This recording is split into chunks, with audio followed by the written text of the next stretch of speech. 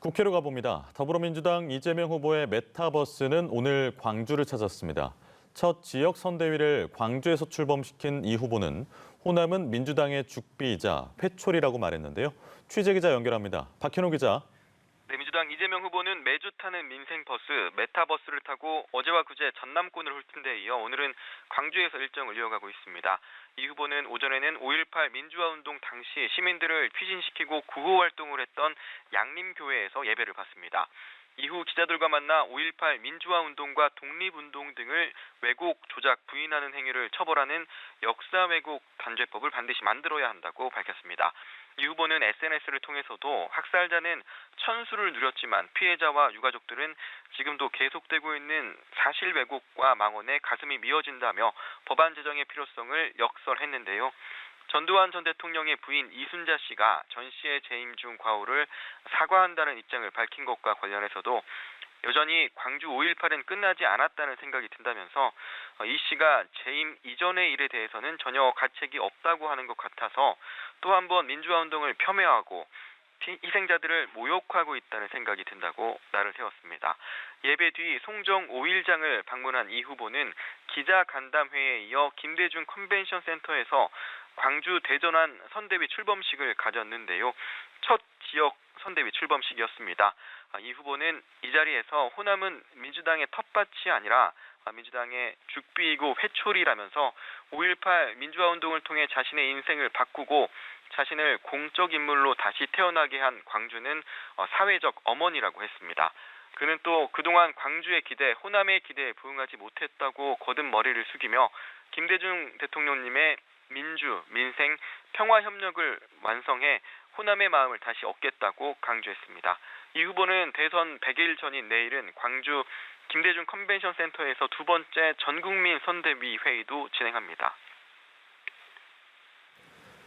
국민의힘 상황도 살펴보죠. 윤석열 후보는 청년위원회 출범식을 갖고 본격적으로 2030 공략에 나서는 모양새군요. 네, 윤석열 후보는 오후 서울 여의도에서 내일을 생각하는 청년위원회 출범식을 가졌습니다. 출범식에서 윤 후보는 윤석열 정부에서 청년은 단순한 정책 수혜자를 넘어 국정 파트너이자 정책 기획자가 될 것이라고 했는데요. 직접 청년이 위원장을 맡은 윤 후보는 청년에게 힘을 실어주고 국정 동반자로 함께하겠다는 의미라면서 자신의 목소리는 줄이고 청년들의 목소리를 듣는 귀는 더욱 열겠다고 덧붙였습니다. 청년위에는 고려인 동포와 워킹맘, 탈북 청년, 힙합 페스티벌 제작자 등 그동안 여의도 정치권에서 이름이 오르내리지 않은 2030 청년 전문가들이 대거 이름을 올렸습니다. 윤 후보는 기득권으로 자리 잡은 중장년층의 생각만으로는 사회 전체의 이익이 되는 정책을 펴나가기가 불가능하다면서 대통령이 되면 대통령실을 비롯해 모든 정부 부처에 청년 보좌역을 배치하겠다고 공약하기도 했습니다. 윤 후보는 오늘 일정에 이어 대선 100일 전인 내일은 세종 지역을 방문하며 청년층 공략에 이어 지역 표박 갈기에도 본격적으로 나선다는 계획입니다.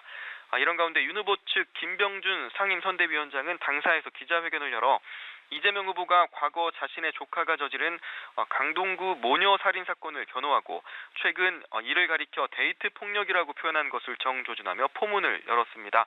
김 위원장은 전제적 사고와 판단 기준, 폭력적 심성은 그리 쉽게 고쳐지는 것이 아니라면서 이 후보가 데이트 폭력 표현과 관련해 사과는 했지만 여전히 마음속으로 데이트 폭력이라고 생각하며 이에 대한 시비에 분노하고 있을 것이라고 주장했습니다.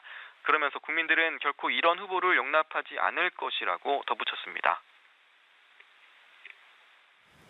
이런 가운데 여야는 후보자의 배우자를 겨냥한 공방도 주고받았죠. 네, 이재명 후보가 광주에서 일정을 소화하는 동안 민주당 현안 대응 TF는 국민의힘 윤석열 후보의 배우자인 김건희 씨를 겨냥한 공세를 이어갔습니다. TF는 김 씨가 대표로 있는 전시 기획사로부터 받은 급여가 윤 후보가 서울중앙지검장에 취임한 뒤 급증했다면서 뇌물성 후원이 의심되는 만큼 즉각적인 수사가 필요하다고 주장했는데요. 이와 관련해 국민의힘은 김 씨가 과거 주최 주관해온 유명 전시회에 기업들이 표를 사고 홍보물에 이름을 올린 것을 뇌물이라고 하는 것은 문화예술계에 대한 모독적 언사라고 비판했습니다. 그러면서 이재명 후보가 경기지사로 재직할 당시 배우자인 김혜경 씨가 5급 사무관을 수행 비서로 뒀던 것은 국민 혈세를 낭비한 과도한 의전이라고 역공을 펼쳤습니다. 지금까지 국회에서 연합뉴스 TV 박현우입니다.